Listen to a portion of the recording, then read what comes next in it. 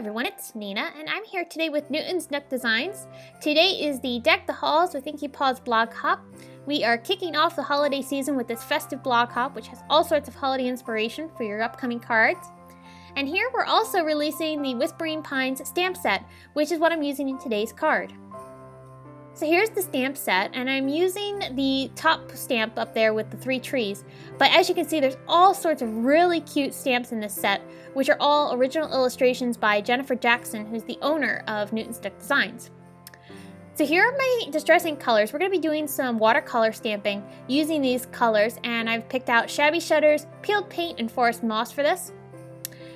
Originally, I thought I was going to do a vertical aligned card, but then decided I wanted to do horizontal. So I've realigned my paper and I'm going to go ahead and start my stamping. I'm using my MISTI tool to do the stamping because we're going to be doing a lot of layered stamping on this. So I'm starting off with Shabby Shutters. I'm going to go ahead and press that ink onto my stamp. And then I'm taking some water, which I've mixed with Perfect Pearls, and I'm going to go ahead and mist it at about 10 to 12 inches away from my stamp. And I'm doing this because I want to be able to keep a definition to my stamped images. If you put too much water or get too close, you'll end up with a lot of pulled up ink and it'll stamp a little bit more splotchy and not as defined. If you like that look, feel free to do so, but I wanted to have a more defined image.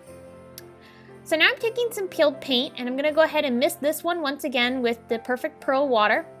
And now I'm going to take a baby wipe and I'm going to go ahead and dab off some of that ink. And that's just going to give a variation in color to the trees. It won't have that solid peeled paint color on top. It'll have some Shabby Shutters and then the peeled paint kind of splattered around it. So next I'm taking the Forest Moss and I'm going to go ahead and mist this one once again. And now I'm going to be taking my baby wipe again and I'm going to dab off a lot more of this ink. And I'm keeping the concentration of the ink on the left hand side of each tree. That way it'll create a shadow effect on all of my watercoloring. So I'm going to go ahead and dry that. And as you can see, this already looks really cute. But what I'm going to end up doing is I'm going to end up blending this a little bit more and you'll create a little bit more of a watercolor feel. But if you like this look, feel free to go ahead and stop right here. So I'm going to continue stamping the rest of my trees here. I'm going to speed through this because it's just the same process repeated over and over. Misting each in color and then stamping it down and then drying it. Now here I'm going to show you what happened when I started to stamp the final color, which was the Forest Moss. I misaligned the stamp and as you can see it kind of created a weird effect on my coloring. So what I'm going to do is I'm going to fix that and I'm going to show you how I did so. First, I'm mixing some of the colors on my palette here. It's just a clear block. And I'm going to go ahead and start adding some peeled paint on top of already my stamped images. This is just going to define that peeled paint a little bit more. And I'm going to start creating the extra shadows along the left-hand side of my trees. So I'm just going to keep blending this out. And then I'm going to bring in some Forest Moss. As you can see, I'm already starting to try to fix those trees there. I'm adding in a little bit more of that peeled paint to kind of blend things out a little bit. And now I'm going to take that Forest Moss and I'm going to add in the edges of the trees. And as you can see, as I'm doing this, it's really fixing that up and you wouldn't even know that I misaligned the stamping. So that's a great way to go ahead and fix your stamping when you've messed something up when you're doing watercoloring. It's very easy to go ahead and fix that. So right here, as you can see, I'm just adding the color straight down onto my paper. And then I'm going to go ahead and take some water. It's just a brush wet with water. And I'm going to go ahead and blend out those colors. And that'll just soften the shading that I've done here and really give it a nice clean look.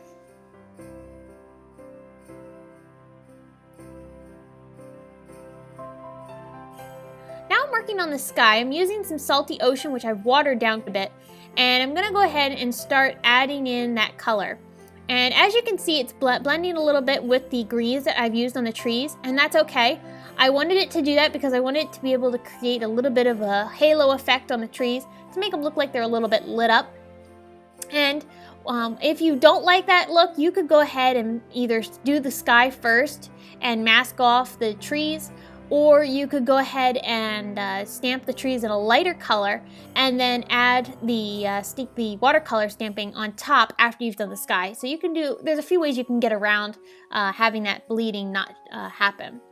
But for my card, I wanted it to do that. So as you can see, I'm going ahead and continuing on with my coloring. I'm adding some water droplets with that perfect pearl water, and I'm adding in a bit more color with the blueprint sketch here. If you know my cards a lot, you know I like to add a lot of layers and bright colors to my cards, and adding on extra layers of distress ink and drying it in between really helps you achieve that look. So as you can see now, I'm bringing in some wilted violet, and I'm just kind of placing that around in different areas, just kind of adding in a bit of texture and color to the sky. Next, I'm taking a bit more water and adding some more water droplets. I'm gonna dab off some of that color, and then we'll go ahead and dry this one once more.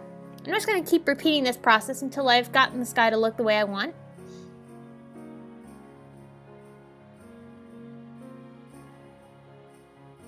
So now that we've got the sky all finished, I'm adding in one more layer of water droplets.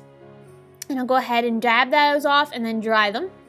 And then next we'll start working on the snow. And I love that layered look of the watercoloring. It really adds a lot of dimension and texture and a lot of variation to your coloring.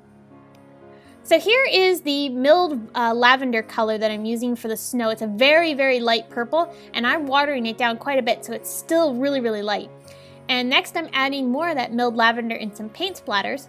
That way it creates a bit of a texture to my snow and helps it look a little bit more than just plain white. Here we've got the Fine Tech Metallic Gold watercolors, and I'm going to be using that silvery gold watercolor to create a bit of a shimmer to the edges of my snow. I've already got a lot of shimmer going on in this card, and I wanted to add a bit more just to create that continuity throughout the card and have everything match. Now I'm taking some enamel paint, and I'm going to be watering this down quite a bit so that way it looks a little bit more watercolory. I'm using this to add definition to the snowy hills that I've got going here and kind of hide that green paint along the edges of the snow. Once I dried that, I'm adding in a bit more milled lavender paint splatters, and this creates just a bit more texture. Doing the same thing again, I'm watering down that enamel paint, and I'm just going ahead and adding in some snowy cover on all the trees here, like the snow's laying on the branches of the trees. This creates some nice realistic effects to your scene here because we've already got a snowy scene going on. So we want to make sure that we keep that look as we go along with the painting.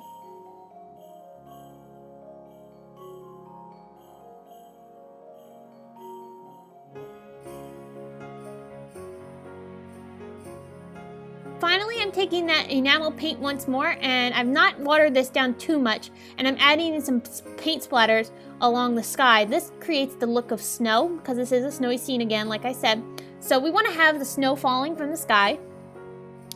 I'm using this sentiment, which is from the Holiday Wishes stamp set, also by Newton's Nook, and I'm going to go ahead and stamp this onto some vellum using Versamark ink. I've prepped it with my powder tool to cut down on any static electricity. And then I'm going to go ahead and heat set this with my silver embossing powder.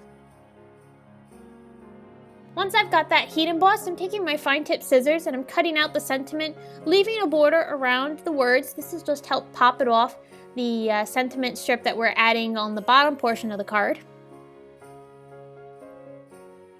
Here's that sentiment strip I was talking about. I've stamped it onto some white paper. This is also from the Holiday Wishes stamp set. And I'm going to go ahead and put some score tape on the back side of this because we're going to be layering a piece of glitter paper, which is from American Crafts. We're going to layer that strip of glitter paper behind this sentiment strip.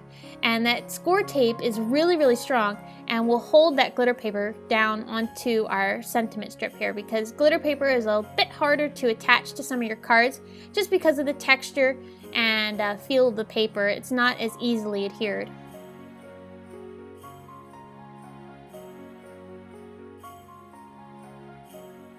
I'm taking a piece of adhesive craft foam, there's adhesive on the back side, and I'm going to go ahead and layer my sentiment onto that craft foam, and then I'm going to go ahead and trim it out. And then I'll go ahead and attach this to the bottom portion of my card.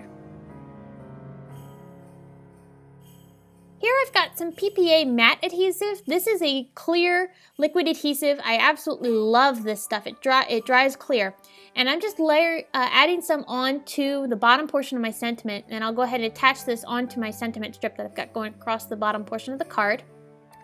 Using my scoring board, I'm creating an A2 card base out of some white cardstock.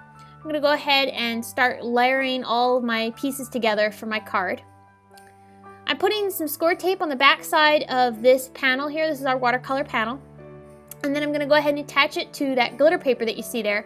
I'm using the score tape because the glitter paper isn't easily adhered down to other pieces of paper. So I'm going to go ahead and use that. And then I'm going to put some craft foam behind the glitter paper and watercolor background. And I'm going to go ahead and attach this onto the back side of my card. Finally, I'm taking some clear droplets from Pretty Pink Paws. These are the small and medium clear droplets. I absolutely love these. These created a really cool snow globe effect for my card, and I loved how they look like snow falling from the sky that's glistening. It adds a really nice touch to the card. So I hope you've enjoyed. Be sure to stop over at my blog where you can get more information on the Deck the Halls blog hop. There's also a giveaway, so you'll want to make sure you stop on over there to get more information on that. And if you've enjoyed this video, please give it a thumbs up. That'll let YouTube know you want to see more from me. And thanks so much for stopping by.